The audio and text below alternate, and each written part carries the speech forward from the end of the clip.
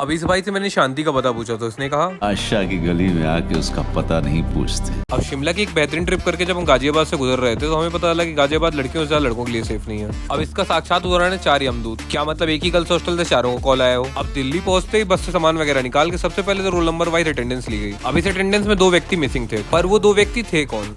समझे दया कुछ तो गड़बड़। अब रेलवे स्टेशन पहुंच के सामान की चेकिंग वगैरह करा के हम जैसे ही अंदर आए तो हमें पता चला कि हमारी ट्रेन मायके गई हुई है, उसको आने में कुछ समय लगेगा। अब वो मायके जैसे लौट के तो अपने साथ इतना सारा दहेज भी लेके आई। अब अंदर आती हर्ष भाई तो सीधा ऊपर ही चले गए। अब सामान वगैरह सेट करने के बाद हमारी कुछ देर बाद चौपाल जम गई, जहाँ पे कुछ गुप्त मुद्दों पर चर्चा होने के बाद हम सब चल दिए फ्लाइट मोड पे। अब सुबह उठने के साथ साथ हमारे दिमाग में सिर्फ एक ही ख्याल आया, कल वो 2 व्यक्ति थे कौन जो मिसिंग थे। फिर अमन माई ने हमें बताया कि उन्होंने आलोक को 4 बार गिन लिया था। खराब हो जाएगा मैं। अब हमारी बगल वाली सीट से बहुत देर से आवाज आ रही थी, हम लोग जब जाके देखा तो पता लगा कि यहाँ ट्रेन वाली लड़कियों की वो वीडियो बन रही है। अब कुछ देर अपनी बेसुरी आवाज में गाना गा के